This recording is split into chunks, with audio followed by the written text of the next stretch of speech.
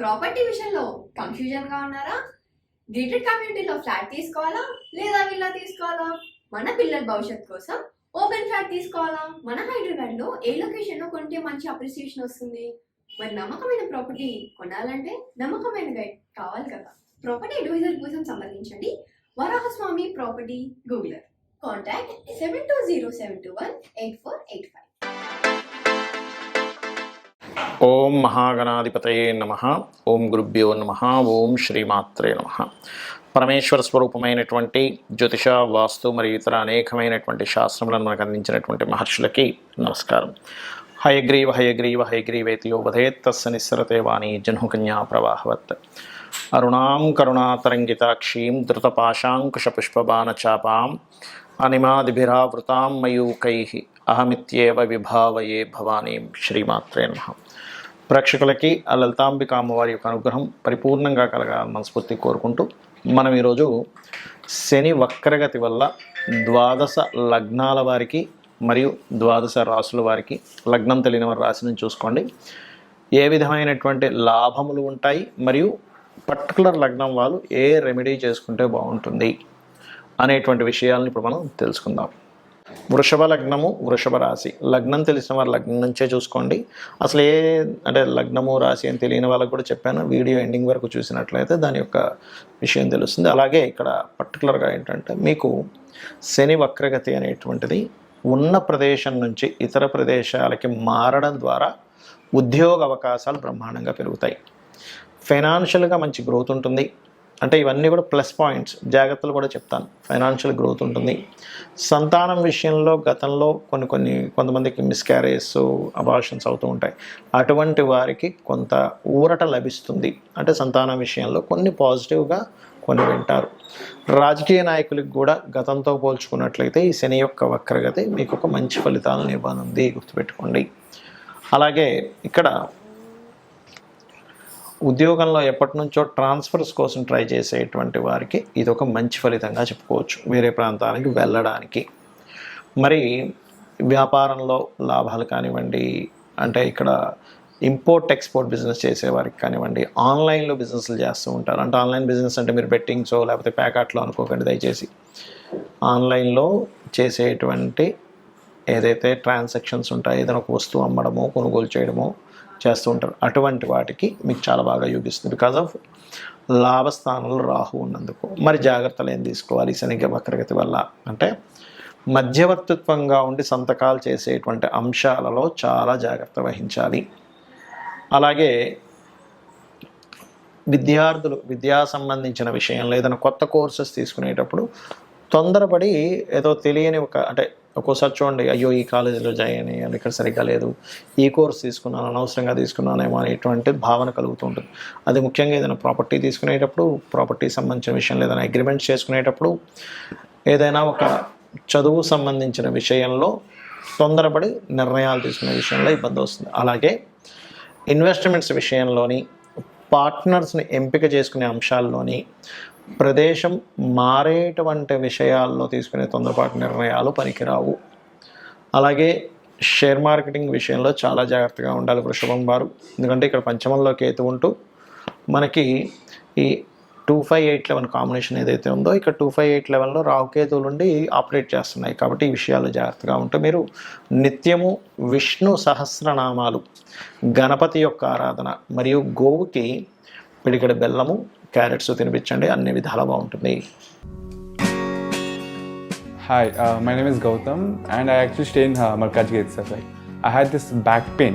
It's been 1.5 years. I have tried many treatments like chiropathy, oil massage, physiotherapy especially, but it didn't work out as much like what I expected. I strongly suggest homeopathy because నేను personally allopathy చాలా suffer అయినా. And I definitely do not recommend allopathy. You people can carry on with the homeopathy. Area Malkajgiri and doctor name is like Nageswar Rao and the clinic name is Neocare Homeopathy. కొంతమందికి లగ్నం కానీ రాశి కానీ నక్షత్రం కానీ తెలియదు. అటువంటి వారు ఏ పరిహారం చేసుకోవాలి, ముఖ్యంగా అటువంటి వారు ఏ జాగ్రత్తలు పర్టికులర్గా తీసుకోవాలి శని వక్రగతిలో ఉన్నప్పుడు అంటే దేని మీద జనరల్గా అందరికీ ఎఫెక్ట్ చూపిస్తుంటుంది అంటే ఇన్వెస్ట్మెంట్స్ మనం ఎక్కడైనా ఒక ఇన్వెస్ట్మెంట్ చేస్తున్నప్పుడు అది ల్యాండ్ కానివ్వండి, చదువు మీద కానివ్వండి, బిజినెస్ మీద కానివ్వండి, ఇన్వెస్ట్మెంట్ చేసేటప్పుడు కాస్త చూసి ఇన్వెస్ట్మెంట్స్ చేయాలి అనేటువంటి చూపిస్తుంది. అదేవిధంగా శని వక్రించినప్పుడు ఏంటంటే పర్టికులర్గా దాని యొక్క ప్రభావం అనేటువంటిది పితృస్థానము, మాతృస్థానాలు అంటారు. అంటే రవి చంద్ర రాసుల మీద దాని ప్రభావం ఉంటుంది. కాబట్టి ఎవరైనా సంతానం సంబంధించినటువంటి ప్రయత్నాలు, అందులో ప్రత్యేకంగా ఐయుఐలు, ఐవీఎఫ్లు చేయించుకునేటువంటి వారు కొంత జాగ్రత్త వహిస్తూ ఉండాలి. అలాగే ఈ శని యొక్క వక్రగతి పర్టికులర్గా ఏలినాటి శని, అర్ధాష్టమి శని, అష్టమి శని ఉన్నటువంటి వారికి దాని ప్రభావం కొంత తగ్గుతుంది. అది ఏ రాశుల వారికి అంటే, ఇప్పుడు చూడండి, మనకి ఈ మకర రాశి ఉందనుకోండి, మకర రాశి వారికి ఏలినాటి శని లేదు, వెళ్ళిపోయింది. కానీ వక్రగతి వెనక్కి రావడం వల్ల మకర రాశి వారికి కొంత ఏలినాటి శని ప్రభావం ధనస్థానం మీద పడుతూ ఉంటుంది. మన కుంభరాశి వారికి జన్మంలో ఉన్నటువంటి శని వెనక్కి వెళ్ళినట్టు అవుతూ ఉంటుంది. అంటే ఏమిటి, కొంచెం స్ట్రెస్ తగ్గుతూ ఉంటుంది. మీనం వారికి ఏలినాటి శని ప్రారంభమై 1.5 year అయినప్పటికీ ఇప్పుడు మరలా ఏలినాటి శని లేని ప్రభావం కనిపిస్తూ ఉంటుంది. అలాగే కర్కాటకం వారికి అష్టమ శని ప్రభావం తగ్గడము, వృశ్చికం వారికి అర్ధాష్టమి శని ప్రభావం తగ్గుతూ ఉంటుంది. అయితే ఇక్కడ మీరు అర్థం చేసుకోవాల్సిన విషయం ఏంటంటే, శని భగవానుడి యొక్క మహాదశ నడుస్తున్నా, ఏలినాటి శని, అర్ధాష్టమి శని, అష్టమి శని నడుస్తున్నా ఏమీ కంగారు పడాల్సిన అవసరం లేదు. ఆయన ఏమీ మిమ్మల్ని హింసించడు. ఒకటే గుర్తుపెట్టుకోండి, ఆయన కర్మనిస్తుంటాడు. కర్మ అనేటువంటిది మనం చేసేటప్పుడు శ్రమ అనేటువంటిది ఖచ్చితంగా ఉంటుంది. ఎందుకంటే శని భగవానుడు శ్రమకారకుడు, కర్మకారకుడు, ఆలస్యానికి కారకుడు, మందుడు అంటూ ఉంటారు జ్యోతిష్ శాస్త్రంలో. అందుకని ఏమిటి, కాస్త శ్రమ ఆలస్యం అవుతుంది, ఇంతే గుర్తుపెట్టుకోండి. మనం చూడండి, ఏదైనా ఒకటి ఇన్ఫర్మేషన్ ముందే మనకి ఇది ఇప్పట్లో రాదు, కొన్ని రోజులు టైం పడుతుంది అని ముందుగా మనం ఫిక్స్ అయ్యామనుకోండి ఏదైనా ఒక విషయంలో, మనం అప్పుడు ఇబ్బంది పడం. అలా కాకుండా ఈరోజే వచ్చేస్తుందండి మనకు ఆ రిజల్ట్, లేకపోతే ఈరోజే మనం దాన్ని మనీ ఇస్తాను, వ్యక్తి ఇచ్చేస్తాను అన్నాడు అన్నప్పుడు మాత్రమే అది రేపటికి పోస్ట్పోన్ అయితే మనం స్ట్రెస్ ఫీల్ అవుతాం.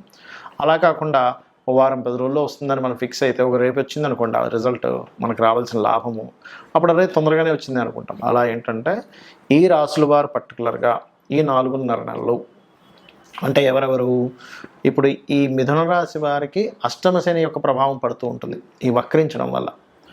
అలాగే లగ్నమ తులారాశి వారికి అర్ధాష్టమ శని ప్రభావం పడుతూ ఉంటుంది, ఏది పంచమంలో శని ఉన్నప్పటికీ వక్రించడం వల్ల.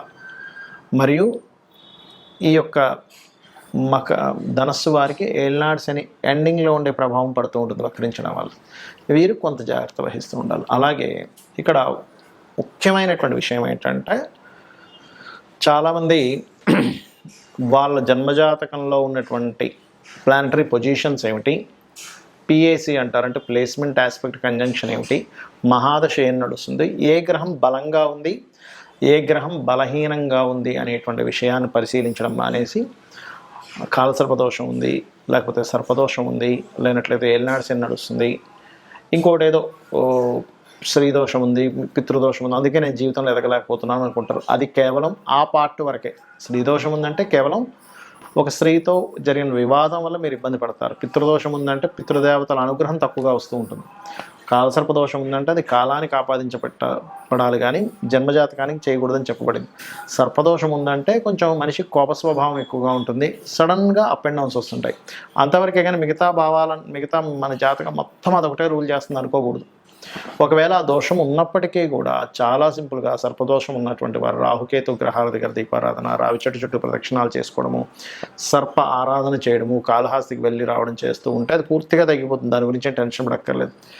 ఏలినాటి శని, అర్ధాష్టమ శని, అష్టమ శని నడిచేటప్పుడు మీరు చక్కగా ఏంటంటే కాస్త మధ్యాహ్నం పూట నిద్రించడం మానేయాలి. అది అనారోగ్యము చిన్నపిల్లలకి, స్త్రీలకి వర్తించదు. మళ్ళీ ఆరోగ్యంగా ఉండేటువంటి యువకులు కనుక మధ్యాహ్నం నిద్రిస్తే ఏలినాటి శని, అష్టమ శని సమయంలో వాళ్ళకి ఆ శని ప్రభావం మరింత నెగిటివ్గా ఎక్కువ పడుతూ ఉంటుంది. వాకింగ్ ఎక్కువ చేయడము, ఎక్కువ శ్రమించడము, ఇట్లాంటివి చేస్తూ ఉండాలి.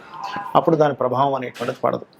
అదేవిధంగా స్త్రీ శాపం ఉంటుంది. అంటే శుక్రుడు పాడైనప్పుడు సర్వసాధారణంగా అనవసరంగా మీరు స్త్రీలతో గొడవలు పెట్టుకోకూడదు. మాతృశాపం ఉన్నప్పుడు మాతృతో ఇంకా ఎక్కువ గొడవలు పెట్టుకుంటే ఆ కర్మ ఇంకా పెరుగుతూ ఉంటుంది. పితృశాపాలు ఉన్నప్పుడు తండ్రితో ఎక్కువగా గొడవలు పెట్టుకోకూడదు. ఇవన్నీ ఏంటంటే ఈ గ్రహాలు ఇవి ఎందుకు ఇలా ఏర్పడ్డాయంటే పూర్వజన్మలో చేసుకున్నటువంటి కర్మ ఆధారంగా ఇవి ఇలా వచ్చాయి.